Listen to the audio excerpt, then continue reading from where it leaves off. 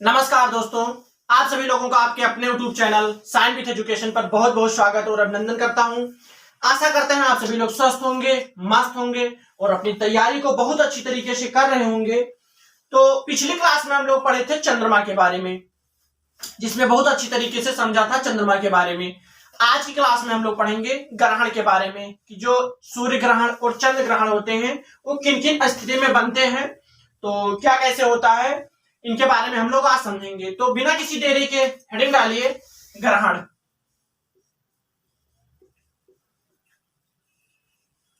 अब अगर ग्रहण की बात किया जाए तो सबसे पहले समझ लीजिए कि ग्रहण की जो मीनिंग होती है वो समझ लीजिए कि अदृश्य होना ही ग्रहण कहलाता है। तो इसमें लिख लीजिए कि अदृश्य होना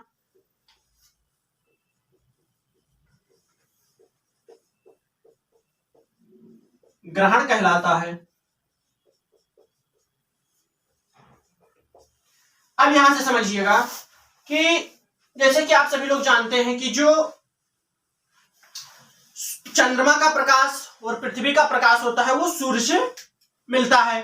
मतलब पृथ्वी को प्रकाश और चंद्रमा का जो प्रकाश होता है वो सूर्य से मिलता है। तो ऐसे समझिए कि पृथ्वी का और चंद्रमा का संपूर्ण प्रकाशित जो भाग होता है वो महीने में एक बार दिखाई देता है, अर्थात पूर्णिमा उसे कहा जाता है, उसी को पूर्णिमा कहा जाता है। इसी प्रकार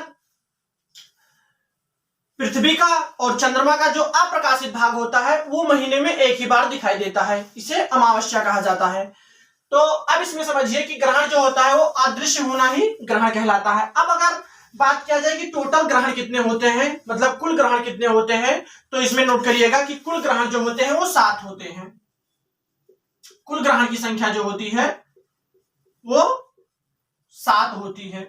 यहां से भी क्वेश्चन बनता है, तो इसको आप सभी लोग नोट कर लीजिए कि जो कुल ग्रहण होते हैं वो 7 होते हैं।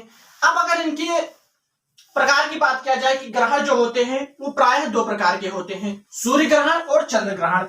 तो इसमें समझिएगा कि चंद्र ग्रहण और सूर्य ग्रहण। आप समझिएगा कि मतलब जो सूर्य ग्रहण होते हैं और चंद्र ग्रहण होते हैं वो किन किन स्थिति में बनते हैं। तो जो चंद्र ग्रहण होता है जब सन, अर्थ और मून, मतलब सन और मून के बीच में जब पृथ्वी होगी, मतलब सन, अर्थ और मून जब सीधी रेखा में होंगे तब चंद्र ग्रहण बनता है। और सूर्य ग्रहण जो होता है वो सन, मून और अर्थ जब ये तीनों पिंड सीधी रेखा में होंगे तो इसे सूर्य ग्रहण बनता है। अब आपके मन में सवाल बनता होगा कि मतलब जब जब ये तीनों पिंड सीधी रेखा में होते होंगे तब तक मतलब ग्रहण बनता होगा। तो इसका कारण यह है कि जो मून है वो सन और अर्थ से 5 डिग्री नीचे होता है, मतलब अपने अक्ष पर झुका हुआ होता है, तो हमेशा नहीं बनता है। जब ये सीधी रेखा में होते हैं, मतलब यहां से समझिएगा कि जो सन होता है और अर्थ होता है और मून होता है, तो ये ऐसे 5 डिग्री नीचे की ओर झुका हुआ होता है। तो जब 5 डिग्री झुका हुआ होता है तब ग्रहण नहीं बनते हैं। तो इन कंडीशन में ग्रहण नहीं बनते हैं। जब ये एक सीधी समान रेखा में होंगे तभी ग्रहण बनने की संभावना होती है। तो इसको आप सभी लोग समझ लीजिएगा। अब आगे समझते हैं हम लोग।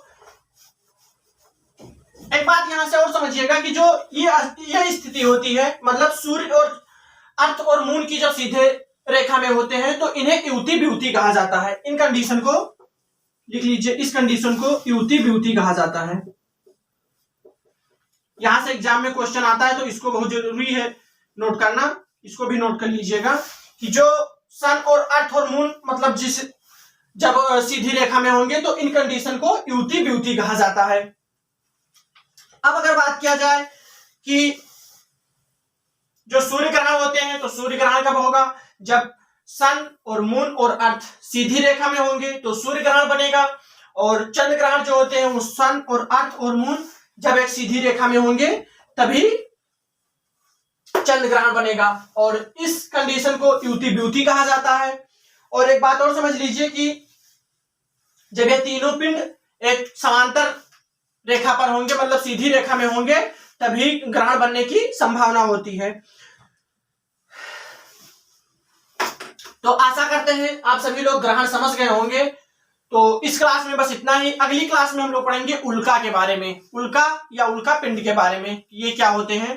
तो आप सभी लोगों से निवेदन करता हूं कि अपनी क्लास को सभी दोस्तों में शेयर करें, सब्सक्राइब करें और बेल आइकन प्रेस करना ना भूलें, जिससे कि हमारे क्लास का जो नोटिफिकेशन होता है वो आप सभी लोगों तक पहुंचता रहे और अपनी तैयारी को मजबूती से बनाते रहें। तो मिलते हैं अगली क्लास में, तब तक के लिए जय हिंद, जय भारत।